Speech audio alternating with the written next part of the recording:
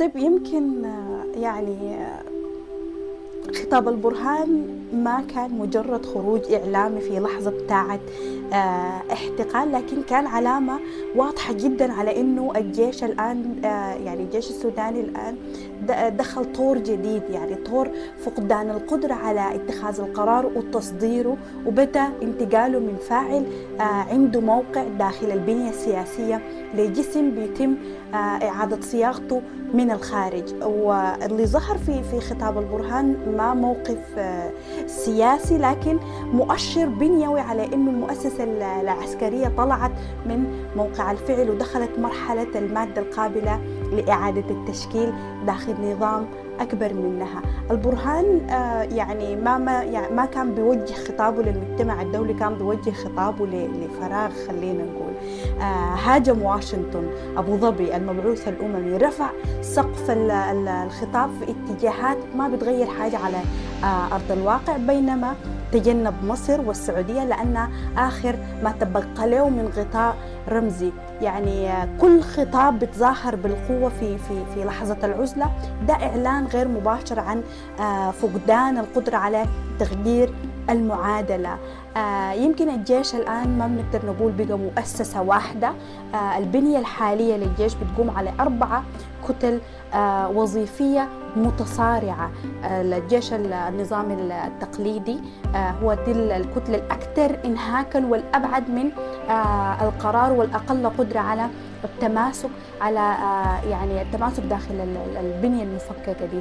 تاني عندك التيار الإسلامي، نفوذه ممتد داخل الاستخبارات والدوائر الحساسة، لكن بيواجه لحظة بتاع تصفية دولية مع التحولات الكبيرة الجديدة في اتجاه الإسلام السياسي. دائرة البرهان دي أضعف دائرة ممكن نقول عليها في مراكز القرار، وأكثرها عزلة فاقدة للسند الداخلي والخارجي.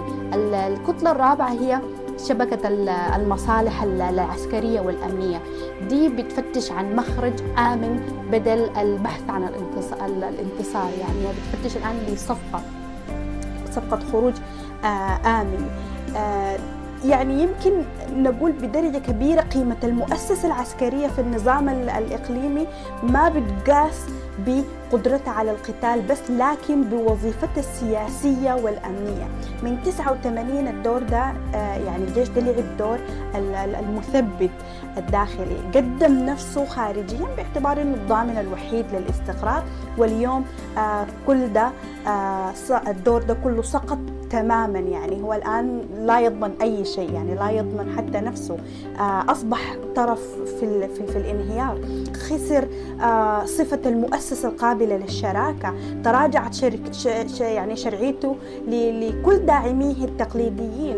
واشنطن بقت ما بتشوفه كدولة بالمصدر للفوضى والإزعاج، الخليج بقى بالمقابل بيشوفوا عبء. مصر بدورة ما قادرة الآن تمنح الغطاء اللي كان بيتمتع به.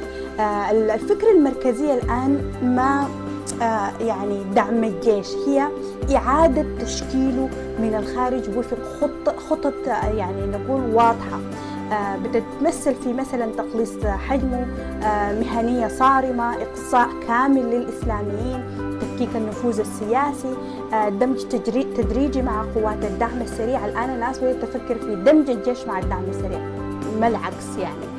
رقابة خارجية مباشرة على المسار الأمني.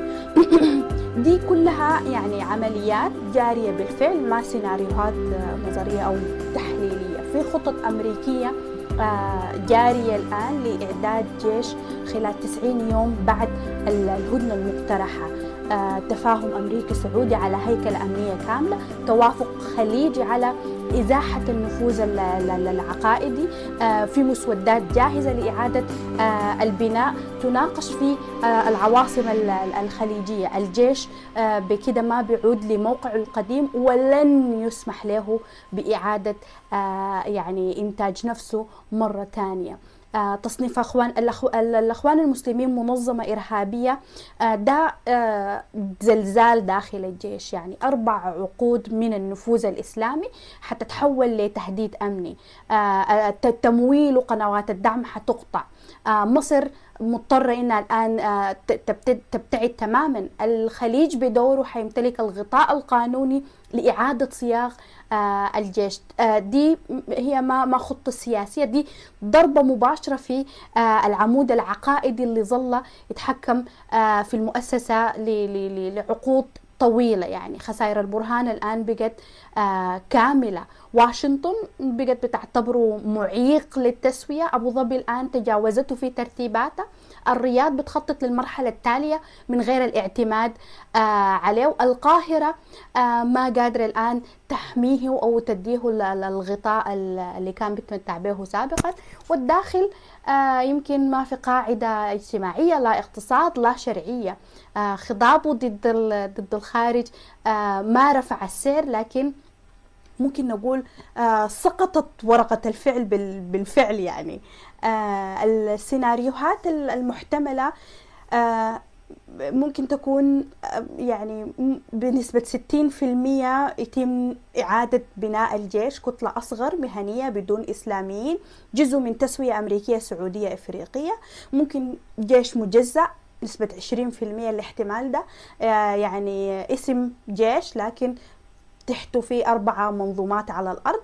جيش وظيفي بنسبة 20%، جيش يكون محدود الدور بتحل محله تشكيلات مشتركة إقليمية ودولية. السؤال وين بيتجه السودان من كل ده؟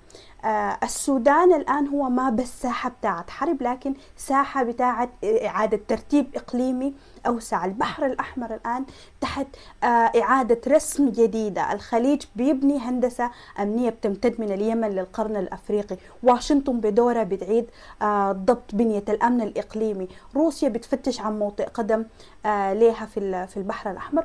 والصين بتتحرك بحذر تام لتجنب أي صدام. مصر بتفتش عن صيغة جديدة للنجاة. والدعم السريع بطبيعة الحال بتحول لفاعل مركزي داخل هندسة القوى الجديدة دي. وفي كل التحولات دي الجيش أيا كانت صورته جزء من الخريطة الجديدة، ليس صانع لها. وده يمكن ما يرعب الإسلاميين والبرهان اليوم.